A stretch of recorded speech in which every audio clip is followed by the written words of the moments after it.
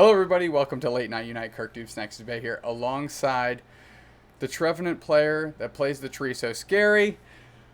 R.L. Stein is adding that to their collection of Goosebumps books here. Lutano, absolute fiend in the May finals. But first and foremost, thank you so much for taking the time to join me this late at night. You're on the East Coast, so I'm not bucking your schedule too hard. You're used to the hours now. And what is the closest thing to a mental asylum room I think you could have possibly drummed up. Just white everywhere behind you. But most importantly, how you doing tonight? Doing great, my man.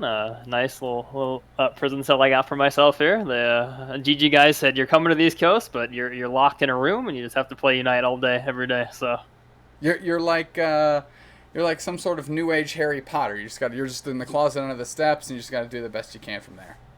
yeah, look, they ring a bell and it's time to play. You know. Get our top path player out here. We ready to go.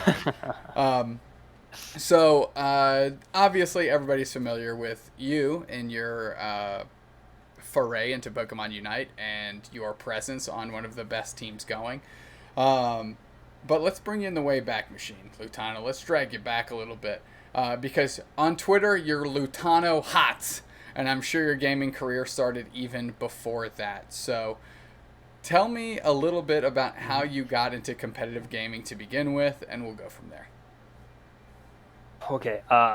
Probably. I mean, when I was a kid, honestly, I played a lot of PvP. I think my first memories of PvP games was playing Smash with my sister, but that was not real, you know. But I think my first memory is like I was playing a Counter-Strike Source on like a zombie mod server, and I was like obsessed with like climbing the leaderboard in that game, on that server, and I like eventually became an admin on there. But and I moved over to like Jedi Knight Jedi Academy. I PvP'd there, like I was like the #1 ranked dueler on that server, and then after all that was like middle school, I think, and then when I went to high school, around like high school, I got introduced to League of Legends, and then that's where I really started getting like a competitive itch and climbing the ladder in that game.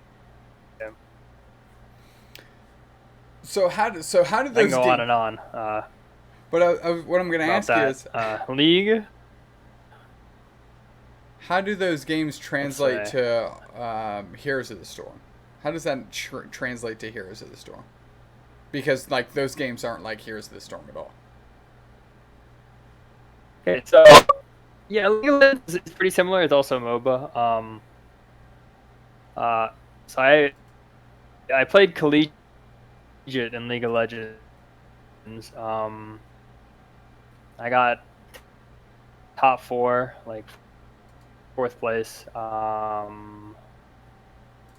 in 2016. Years ago, that's like that for a little bit. I think we got like top 32 or something. But I was like, hey, this game is like really, really fun. Like I loved the Blizzard IPs. I played so much WoW and Diablo as a kid, as well. And I like all the characters in that really, really drew me into HOTS. And then that's when so I think I was a 4.5 years old. My last semester in college. I'm like, hey, I'm like pretty good at this Heroes of the Storm game. I didn't like super love League. I'd been playing League for like 4 or 5 years at that point. And I was like kind of falling out of favor. I just didn't enjoy it as much. And then I was like, hey, this HOTS game, I'm going to really easily. And then I just kind of transitioned to HOTS last semester of college. And I graduated college in 2016 of December.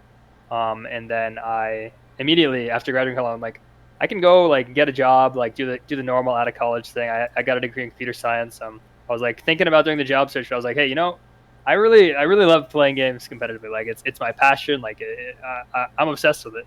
And I had this opportunity in HOTS where I'm like, I'm really good at this game, and like the HGC is coming out. So or the HGC had been going for a little bit at this point. And I was kind of interacting with a lot of the HGC players in that time. Interacting within game, like they're asking. And I kind of just like queue up made a together. Name for myself on the HOTS ladder immediately after graduating college. Exactly. Yeah. I just climbed to like the top of the ladder on my own. And that just got my name out there. And then I made my own team called Even in Death. Well, more specifically, I got invited to a team. And they're like, "Yo, you're sick at the ladder," and I played in that. And I actually lost my amateur qualification to like get into the HGC league because they had like a rotating crucible situation where like the bottom two teams have to fight for their spot in the pro league. Yeah, so like relegation and matches, we actually lost. Exactly. So we actually lost that one. But one of the teams in the pro league actually like disbanded. So since we were the number one amateur team, we got to get put in. And that's how I became a HOTS pro. And then from there, my first season in Heroes of the Storm, I went 0 and like, well, how many teams were there? I think 8 teams in the pro league. I think I went 0 and 14, or 0. However many series we are, we didn't win a single series. It was not my best foray into the professional scene, but I really made a name for myself on that bottom team. And I eventually quit that team, or we actually got knocked out. And I got picked up by a top 3 team called Team Freedom, and yeah, that's when my pro HOTS career really took off. Got to go to several lands. Went out to Poland. Sorry, was it? Yeah, it was Poland, I think. Krakow. And yeah, it was awesome experience. And yeah, then you know, after that season, I've been playing, and I was like, we're so excited. We had this star lineup. We were like crushing everyone in scrims, and then we get smacked, by the Blizzard. I mean, what Blizzard does, with their esports. They canceled HGC, and so I was pretty devastated after that. It was on my birthday, actually, December 13th, my 25th birthday. Is the day lost you found, the dream job? Is the day you lost your job? Brutal. Yeah. Lost my income, my dream, my passion, just gone, just like that. So I had to kind of find something else to do, and I immediately went back to League after that. I'm not immediately. I had a bit of a grieving period, but I went back to League. I climbed the Challenger in League. Got, I think it was ranked 24 or something on the ladder, like over 1,000 LP, which is like pretty high in League. And then I got tryouts. Didn't make it to an academy team, and I kind of like lost my passion for it. And around that time, a community league in HOTS actually came up, and the boys saying, "Hey, yo, we wanna go play in this thing." It was called CCL, it was the Community Clash League. And my boys were like, "Hey, we want to play in this. Like, we want to make a team." And I'm like, hey, "Sounds good to me, man." I kind of lost my passion with League, and I was like, "Hey, this is good money for HOTS." And I kind of went back to that. Played in 2 seasons of that, so this is like a really long. You asked me a single question, and I've been rambling for like. No. There's no way I'm derailing this train. Please continue. Yeah. So CCL played 2 seasons of that, back-to-back champ. That was like a league, community cash league is what it's called. It was a league inviting players from every region in Heroes. So Europe, North America, Korea. There was players from every region playing in that league. My team won it back-to-back in the first 2 seasons. And after that, I was like, hey, I kind of feel like I accomplished what I wanted to do in HOTS. I wanted to be the best. I wanted to be number 1. And I finally got to do that. So I was like, hey, maybe I move on to something else, and that's when Unite kind of popped up, and I was like, hey, this is sick. It's a Pokemon game. It's a MOBA. Like I'm really good at MOBAs, Like maybe I can go play in that. And yeah, we just went for it, man. And here we are. So, let me ask you this: you graduate school, right? You spend some time in university. You graduate school. First off, kudos to you for having the gusto to throw yourself into, the professional gaming path. I feel like that's the equivalent of like me graduating college and going like minor league baseball, baby. Like how much minor league baseball? Like how much baseball you play in college? None. But I think I'm good at it. Let's rock and roll. So shout out to you for making that move and understanding what your talent level was to be able to make that adjustment. big props. That can't go understated. Appreciate it, man. Heroes of the Storm. You find, I'm going to say you bookended it fairly well, with Pokemon Unite being kind of the pseudo next chapter. How can you culminate that experience, and how is it translating into Pokemon Unite? Because Pokemon Unite is a brand new scene. If I understood you correctly, Heroes of the Storm was maybe not super established or hyper established, but it was established to some degree where you weren't on the ground floor. But Pokemon Unite, you went in ground floor. I mean, quite literally, you were the first in Pokemon Unite. So where does your faith go with the knowledge you have to say, like, yep, we're throwing ourselves into that game? So I was a little afraid, honestly, because I've been a mouse and keyboard player for my entire life, and going to Unite, which is it's a mobile and a Switch game. I was a little afraid, like, I wouldn't be able to make the swap, you know. So that was my biggest fear, honestly.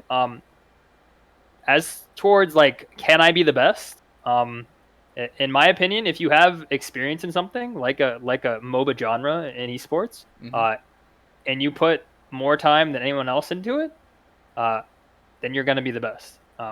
That's how I think the world works. Obviously, there's some extreme outliers.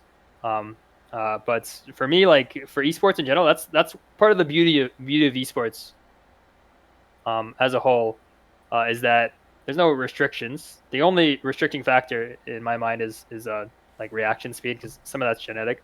But it's not like physical sports, you know, where I mean, you have to be 6'6" to play basketball or anything like that. Just however much time you put into it, however much you grind, that's what you're gonna get out of it. And getting in at the ground floor of a brand new esport. And we had suspicions that it was going to be an esport, like it's a MOBA. I mean, Pokemon in general hasn't been the best about like really supporting like an esport scene. But the writing was on the wall, you know, like it was going to happen in our minds. So that was a little scary for us. Just that anticipation of, like, hey, is it going to happen or not? But we're like, hey, it's going to happen. But yeah. Getting into the ground floor was the dream. We all wanted to do a lot of content. We wanted to be like the premier names in Unite. If you think about Unite, if you think about streamers, if you think about YouTubers, like, we wanted it to be us. And I think we did that. We did that pretty well. And we all just said, hey, we just have to put the work in. If we put the work in, if we're dedicated, we'll make it. You know. And I mean, it's been working for us so far. I mean, it goes without being said. Of course, you all are the premium names. My biggest callback is every time you all are in a tournament, the community is just sending Gaimin Gladiators the energy, right? Like, everybody in the chat is just blowing up GG 100%. So I'm with you on that. As far as being able to understand where the guac bowl at has been asked. So. Where's the guac? Where are they, man? They're probably in the chat. I actually don't have the chat open. I still have. I'm looking at you. Your beautiful face. I appreciate you. But the guac ball is everywhere, man. the guacacados are coming out real quick. As soon as somebody sent out the bat signal. But what I was gonna say is, you getting on the ground floor and putting faith in it turned out to be a pretty big payoff, given the information that, like you said, like, hey, historically they've kept this to be a kind of a family grounded circuit, etc. But there's one thing that the Pokemon Unite scene and the Pokemon genre has that none of the other do, is two things. One, the actual tag on their official account, esports. And the second one being, they let us say sponsors to teams. And if that's not the biggest indication that they're trying to make this thing the Pokemon esport, I'm not too sure what is. So, it's exciting, man. You had your pulse on it and you called it right. I don't want to toot my own horn, but I went all in on casting that too, and I think I'm doing all right as well. So absolutely, man. Let's talk a little bit about the TTV or LoveD's/TTV/ Now Gaimin Gladiators roller coaster ride. So you all formed up from Heroes of the Storm Mm-hmm. relationships, not relations, relationships. I think we lost your camera, but hopefully you can still hear me. And you're back. Can you hear me still? Well, Oh I'm no. losing you for a second here. Oh no. Lutano, no. Can you Yeah, I hear me? got you. I got you now. It's probably my net, honestly. Like, it's all over the place. You got me? Hello, hello. Hello. We've got the vision. You're a little staccato in your movements, a little choppy, but we're gonna work All through it. It's all right. right, awesome. Um, what I was asking was, you brought these folks together from Heroes of the Storm. You've convinced them to go in on Pokemon Unite. Love D's was born. How did that how did that conversation transpire, and then how did that translate into the early days of tournament play? Because you are, quite frankly, the only team that was established in tournament one that is still ticking to today. So that's a long history to cover. We won't get into all the minutia, but how did you get that ball rolling? So it wasn't actually me. It was actually my teammates. I think Goof and Indy first like saw the announcement for Unite, and they're like, hey, like we're gonna make a team. Like we want you to play with us. They hit up Zug, who is my old teammate from Freedom. Goof and Indy and me and Zug, all four of us. Me and Zug played on a Team Freedom, as we said earlier in HOTS. Goof was actually our general manager for Team Freedom, and Indy was like our scrim booker, and he played a lot of HOTS as well. He was a grandmaster player. So we all kind of like talked to each other, and we're like, hey, again, this seems like a great opportunity for all of us. And that's kind of how the ball got started. They're like, hey, you told us like, hey, we think you've done what you wanted to do in HOTS. Like this is a new opportunity for us. And that's kind of like the four. And then we added in Tune as well. He was a HOTS player. Um, and Carve as well was actually an Albion player that Goof played, because Goof's actually a world champion in Albion. I'm sure he went over that when you talked with him. Mm-hmm. But yeah, he's an Albion world champion. And his friend Carve was on his Albion world champ team. And originally the plan was when I finish up with HOTS, because Pokemon was actually released, or Pokemon Unite was actually released a little before um, my season actually ended in HOTS. My season 2 of CCL. So I was grinding like a week before my season ended. Unite came out, and I kind of like stopped myself, from grinding Unite, because I was like, hey, I need to stay dedicated. I need to close the season out. I need to win. And then immediately after my HOTS season ended, I immediately went and grinded Unite. And I kind of took the top lane role on the team. And then we originally wanted to do a 6-man roster. It didn't work out, and Toon eventually replaced Carve as the starting jungler. Yeah, from there we just kind of grinded, man. Did our thing. Well, tip of the cap to you for keeping that ship going forward. I'm going to take a slight detour off the highway here and ask you how you ended up in the top path. I think I mean I was a hyper carry player in HOTS, and everyone was like, I don't want to play top. So I just kind of like they're like, I don't want to play melee assassin, man, because all of us are kind of like MOBA like top level MOBA players. And none of us were really like a melee assassin player, which is like kind of the meta originally, Mm-hmm. which was like the Lucario in early season 1. And I kind of like had branched into melee assassins and bruisers and HOTS, because a lot of the skills just transfer over in between MOBAs based on the roles that you've played. So Goof, he played like a lot of mages, a lot of casters and other MOBAs. Indy had always been a support player. In every game he played League, he played Dota, he played HOTS. And Toon just kind of played everything. He liked to play random things all the time. He would grief us sometimes in Heroes of the Storm, picking like a character called Lily who was like really really bad, but like he made it work. That And sounds like that's Doug had just always been his like a MO. tank main. So yeah. Just like the tool Toon's bag a is always character full. for sure.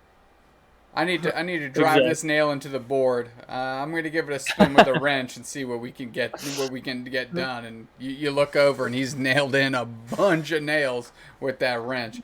Um, but you took on the role that Exactly. like kind of feels. We were even talking about it this past weekend in the May finals. The pseudo Lucario jail, right? Like you took that path, but then like no other character really came along that really got to free you from that. What was your experience playing the game at a competitive level, just having to rinse and repeat that character? I'm sure Indy can sympathize. There was the Eldegosh jail for a long, long time, of course. Mm. But what was your personal experience through that? Did you enjoy it? Some people like, hey, every time, baby, this is what I'm going with, and other people, the monotony kind of sucks. Not that the games weren't different, but what you could do remained ipso facto the same. Yeah, exactly. So I'm actually I hated it. I've never enjoyed like one tricking anything in any game that I played. So I was just waiting, like biding my time. Like please, just let me get off, get off Lucario at some point. Like there has to be another option. And sure enough, the meta's finally freeing up a little bit. I think you'll see a lot of interesting picks coming in the next tournament, if this is the tournament patch. I think random naming has kind of shown that you can play the map a little differently, and when you play the map a little differently, you're kind of not obligated to play that Lucario in the top lane who can 1v1, who can 1v2, or take strong 2v2s. Like there's a lot of other things you can do on the map that doesn't constrict you to a role or a lane in particular. So I think Lucario isn't 100% needed. I mean, as shown in this last May qualifier. Like I said in that May And qualifier, I think a lot of other top lanes are going to start moving off. I'll tell you what. Like I said in that May qualifier, pump Lutano Trevenant into my veins. I I think I saw. lost you. Oh no! Oh no! Please tell me you're back. Please tell me you're back. I got you. I got you. Pump Lutano Trevenant into my veins. Yes, exactly right. Yes. Also, people in the chat dragging you a little bit, calling you Lagtano. I'm not saying it. That's the chat. Not the snacks. The snacks ain't dragging you like that. But from the AOS Cup, when you were on Trevenant, some of the plays you were making, I was like, yes, like this all the time, forever. Plays Caster's Dream. I mean, it was like just walking highlight reel moments. And I'm so glad after the bracket reset in the May finals, you put the dog down to rest here. You old yeller Lucario, and you said, bring on the creepy ass tree. We're going to work. And holy smokes, did you go to work? It was a blast to watch those May finals. I know I brought us again down another side road here, but please tell me the feeling you had winning that event after 4 months difference from your first big win on the Unite Championship Series. How did you feel in that moment?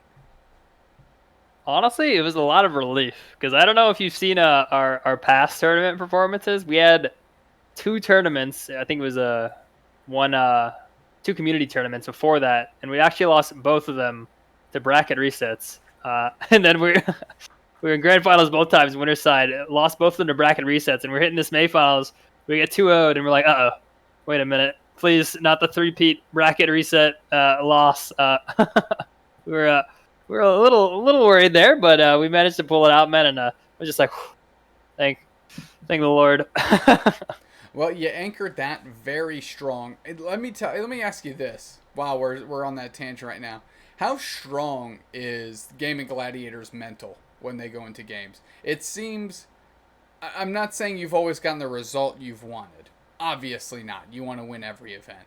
But being able to rebound as successfully as you have, the mental has to be pretty strong because the gap between the AOS Cup and the May Finals wasn't that long. I'd say the biggest difference between us and other teams is that we're just constantly nonstop thinking about the game. So I think a lot of times when you have like a mental break in a team or in a player, it's because they don't see like a way to win or they don't see a way out, you know? But a lot of times we're just always thinking, we're always saying, hey, we have all these strategies that we can pull out if we need to. And I think that's one of our biggest strengths of the team. It's why we don't really suffer in the mental game, is because we just always know what we want to do next. If something's not working, we're like, okay, let's try something else. It doesn't always work out, you know, but we're always there. Like, hey, we have stuff, we have prepared things, and we're prepared for this. And I think that's the biggest strength that we have going for us. So who's the catalyst of that change, if I can ask? Is there a certain personality on the team that goes like that either picks up the team and says, "Hey, like tomorrow's a new day. The sun's gonna rise. You know, we shake it off. We move forward." Or is it in the match specifically? Let's say in the May finals, there's a bracket reset that just came in and said, "Hey, we got this. We've got another strategy to employ. You know, we got Lutano on the tree in the back pocket. We keep that thing on us. Let's go for it." Is there any voices on the team? Maybe it's yourself that keep the ship afloat and keep it moving towards its destination. I think Zug in particular is really good at staying level-headed. He's like a really analytical guy. He always knows what to say. Sometimes I get in my own head. Sometimes Toon gets in his own head. But a lot of times we just have that constant voice of Zug telling us to charge. Uh, and we just kind of push forward. I think in this last one, I was telling the team after the two, I was like, guys, the tree will eat this. Like, believe me, if I play tree here, I will destroy them. So I think I'll credit myself that one. And to be fair, Zug in that championship interview gave you credit for that. He was obviously not his words. This is me doobsnaxing up what he just said. But he was like, "Hey, Lutano said let the tree eat. Let's get spooky." And we're like, "Okay, man, like play the tree. Let's go to work." And of course, that hyper panned out. So I'm so glad that you've given yourself the credit for that, because that was going to be my next question, whether you got there or not. But shout out to you. I mean, look, sometimes it's the person that isn't always directing traffic that all of a sudden steps out and goes, "Everybody stop. You turn right, then you turn right, and then this is how we move forward." And just hearing it out of a different voice, maybe somebody that doesn't always portray that, is what shakes people to their core and say, "Okay, we're back in this. Like if they're in it, like we're in. Like not a problem." I'm so glad you gave yourself credit for that, because Zug certainly gave you tons of credit for that. Appreciate it. But you got to play as the tree for 2 straight games, because that's all you needed. I would have said more, but you didn't need it anymore. I will hold on. There's just another tangential question. I was watching you and Zug stream kind of like in mirror form, and you guys found each other on solo queue ladder, both playing Trevenant, and I don't think I've seen Zug that low key upset in a long time, which was hilarious because he was playing tree bot lane, you were playing at top. What led you to tree and like building that expertise? That's where I'm leashing this over to. Has it just been goofing around in solo queue and you're like, "Oh man, there's something here"? Actually, Toon, he was looking at the numbers, post the tree patch, and I think he saw that Curse got like a huge ratio buff. And he's like, "Yo, this might be busting." I'm like, "All right, I'll try it." And I had so much fun with it. I'm like, I love this Pokemon. I just have a blast with it, man. It's really good into like the meta right now. Horn Leech out of Hoopa portals is busted. Like curse scaling, you just walk around and just 100 people. Like there's nothing they can do because you're so dang tanky with your passive and your focus, man. Like the tree is it's a good time, man. And if you're playing a bunch of melee assassins that are squishy and you're trying to kill the tree, like it's not happening, man. He's gonna charge you. He's gonna curse you, man. It's over. I will tell you what. In the May finals, it was over. I was losing my gourd because in the bracket reset, I was just saying like, look, I want Lutano on the tree. I think I literally said we've seen shades of brilliance on Lutano playing the tree. That's what I want back in this game. And when you locked in, and I was like, "Let's go, please, thank you." Like if I sent one prayer to the heavens, that's the one that was answered. And you beat the brakes off the team. God, it looked clean out there. Okay, I'm done with this. Or we're gonna completely flip the script. Disc scratch. We're coming back. Lutano, where does that come from? Where does that gamer tag come from? Boring story, honestly. Playing WoW. Needed to make a troll. He was a shaman, and my sister was like, you know what? I'll hit up the random name generator, and that's where it is. That's it. My Resto Shaman and Wrathful Lich King, World of Warcraft. That's where it comes from. Lutano. Yeah, I mean it's clean. Yeah, I know, right? I was like, what the? I sounded it out, and I was like, wait, this name is kind of sick. I loved it, man. That is from the first minute I heard it. I know. That's not boring at all. That is clean. And you could have gone to like old school Xbox Live, got a random gen, been like, you know, turquoise penguin, and then you're just screwed forever with a forever long, too many consonant based gamer tag. Lutano, clean Tano. I might change I might scratch doobsnax and just be clean Tano from now on, because that's pretty solid. I'll give you permission, man. That is. I'll tell you what. I know you said it's a boring story. I love gamer tag stories, because even the dullest ones are so unique to the individual. It's just always a fun ride. Okay. We need to keep yakking it up about the Gaimin Gladiators' future here. Falling shade short. We'll call a spade a spade. AOS Cup, moderately embarrassing. I mean, best of 5 with a bracket reset, best of 5. There is no one, and I put the challenge to anyone. There is no one on planet Earth that would have said Gaimin Gladiators can lose that. Yeah, I mean, I was supremely confident. Like, I was in the same boat as you. No way we lose this, but. And I don't really care about those 9 games, and I know it's 9 because I cast them all. I don't care about those 9 games. I care about literally the minute once that series ended. Where was your all's headspace at? Where were the comms like? What did you all say? You rebounded huge, of course, but where was your all's mindset in that moment? And explain to people how you came out of that, because success stories out of failure are important. When it comes to competitive, I was like really, really upset, because as I said, I didn't see. I was like, there's no way we lose 2 BO5s. I don't think it had ever happened to us leading up to that. We hit grand finals. I don't think we lost a bracket reset yet. And I was like, my mental was shattered for a bit there. Me personally, when I lose a big tournament, and I feel like I played really well, I kind of just like mute my mic, and I just don't talk at all, because I would have nothing good to say, which I think is really important as a teammate, where if you feel like you aren't going to be constructive in a post game summary, we like went over some of the VODs, we talked about why we lost, and I was just mic muted the entire time, because I was tilted out of my mind, brother.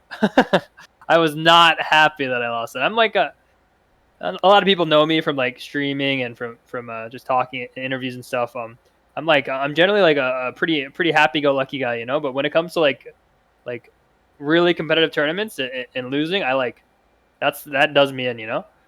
So me personally, I didn't talk at all.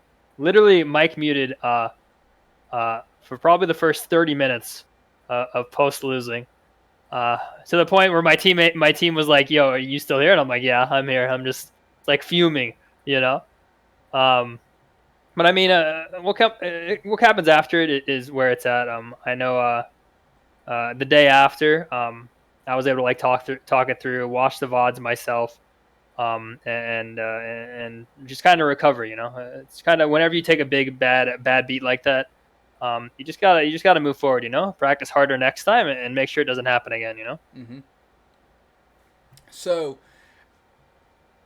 you're obviously speaking to mental growth, right? Like, learn what you see, practice better, be better, take the lessons learned.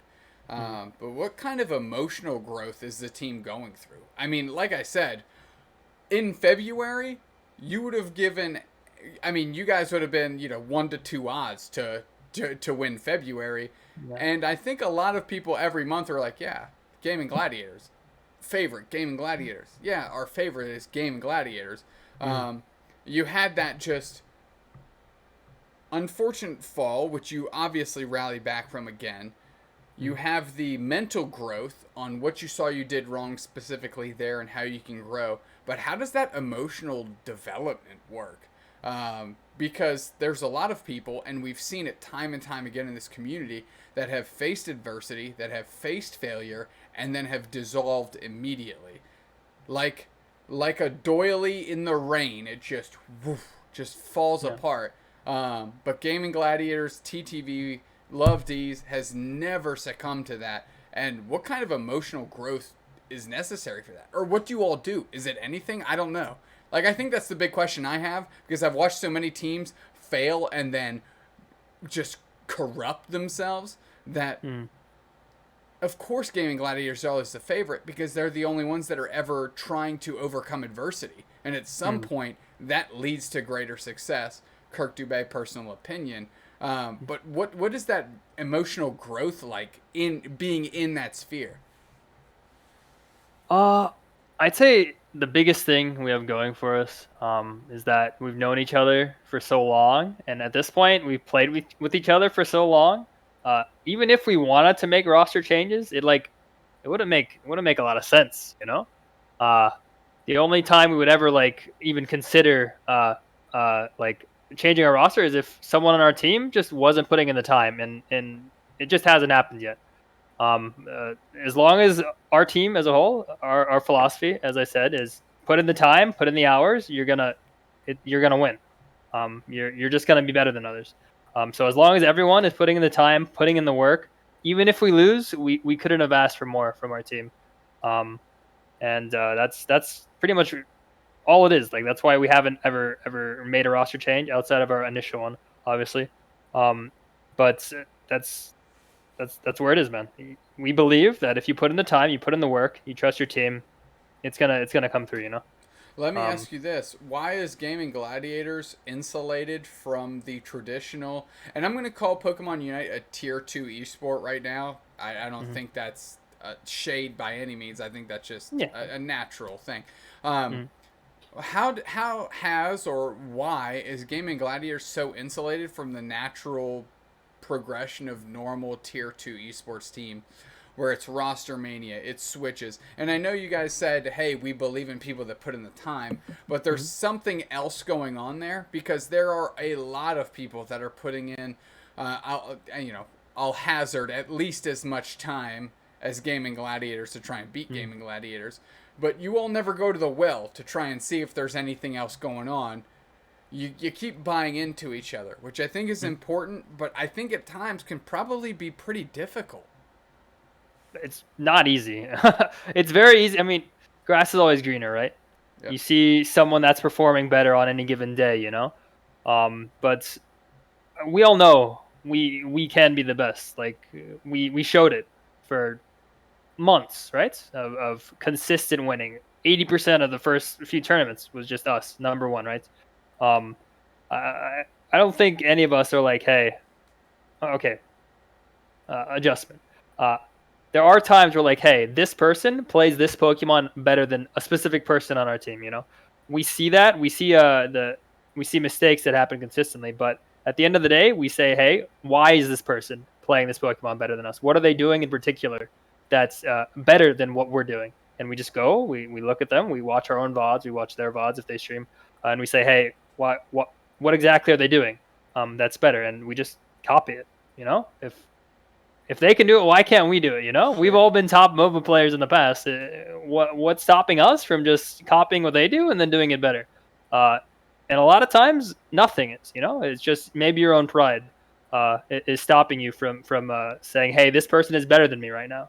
What can I do to be better than them? What can I take from their play to improve?" Um, And I think if teams took that approach more often than not and stuck together as a team, refined their own strategies, I think they'd have a lot more success than the scene. You are literally plucking my heartstrings because the thing I've always advocated for is obviously don't stay on a toxic team if it's a toxic environment. But there is adversity that needs to be overcome to naturally lead to growth. And even the best teams, yourself, like you just mentioned, hey, first couple months, 80% of the bag was ours. Like, we turned this into the TTV show. I mean, the TTV was synonymous with winning in Pokemon Unite. I still think so much so that it still is. And now Gaimin Gladiators, of course. But I'm really happy to hear you say that. And I think it's very reassuring and comforting for people at home that are playing with their friends, and 5-stacking and maybe whatever, just trying to raise their elo a little bit, and they've gone on a 4-game losing streak. But the recipe to success isn't switching things up; it's figuring each other out and growing together. I think there's a heartwarming story in that, without a doubt. Let me ask you this, Lutano. You're looking down the barrel here. Gaimin Gladiators has just won the May finals. What's the path forward? And I don't mean that in the let's win worlds type scenario, right? I mean, your team has made more big time moves to maintain itself than any other. What is forward for you guys? What does the next month look like? What does the regional look like? What does the preparation for that look like? I mean, you literally are in an Airbnb across the country for ping reasons, right? I mean, Toon moved to a different continent for ping reasons. Your team is important. You guys are important to each other, and you're trying to keep that glue to keep you all together.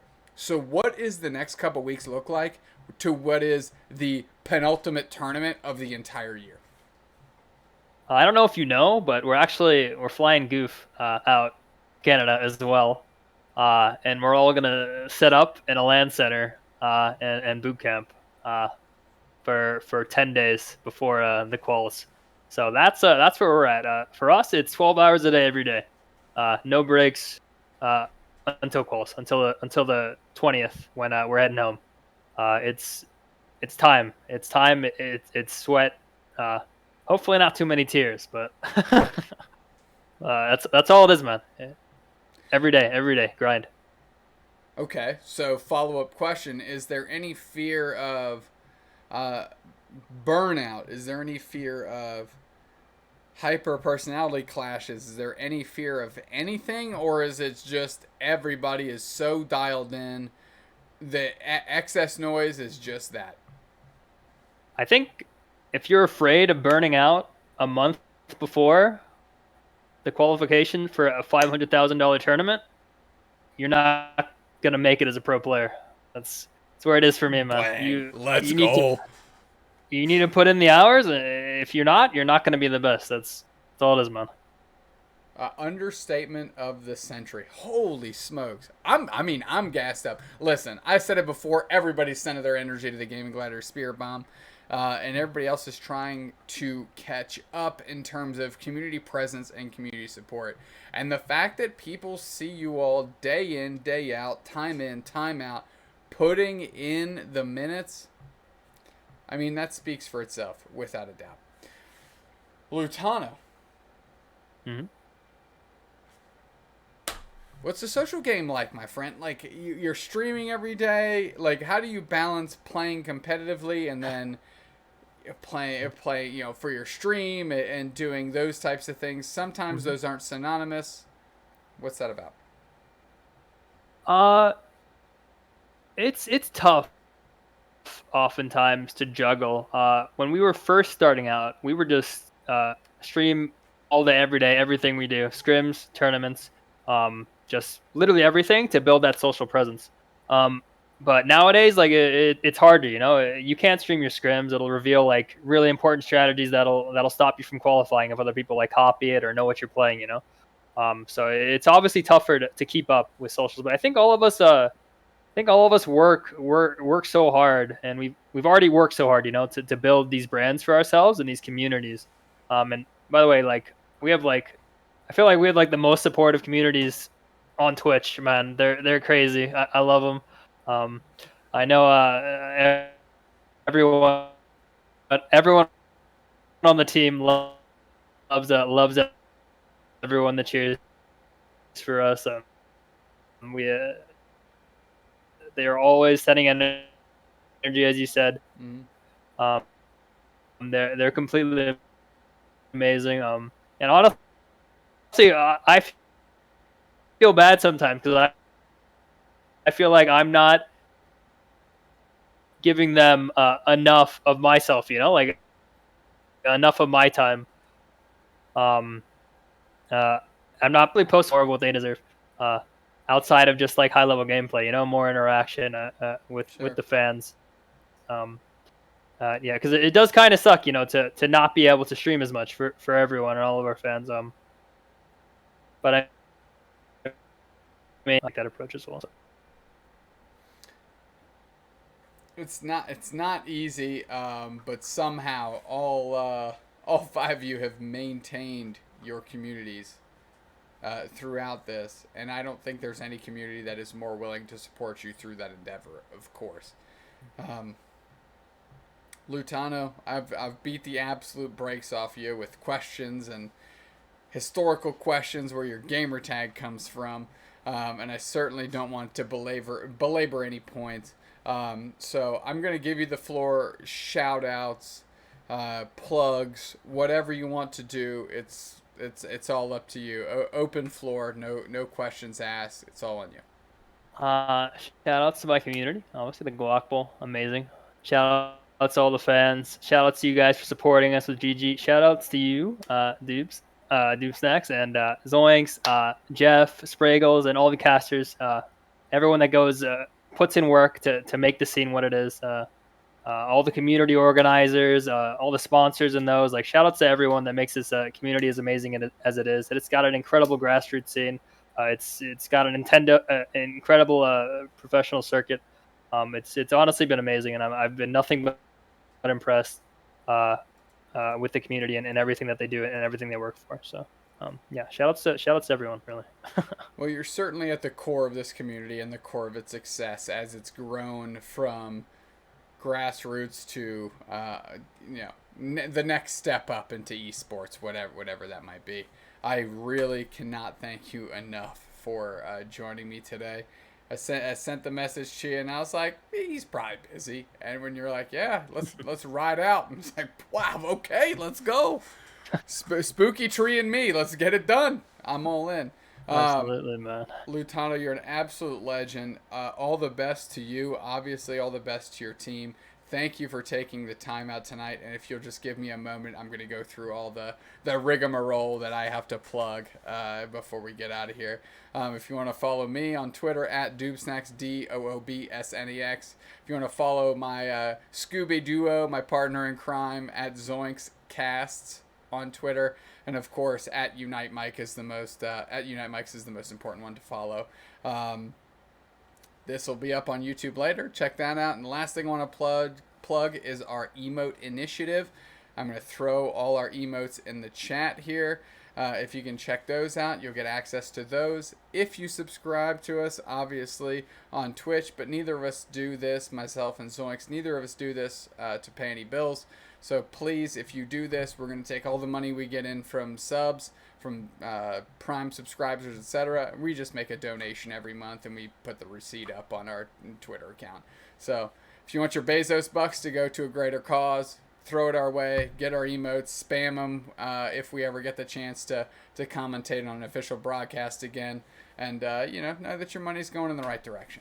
That being said, holy smokes, he's Lutano, I'm doobsnax, and peace, love, and hugs. We'll catch you next time. Be safe out there. Don't do anything stupid, obviously, always.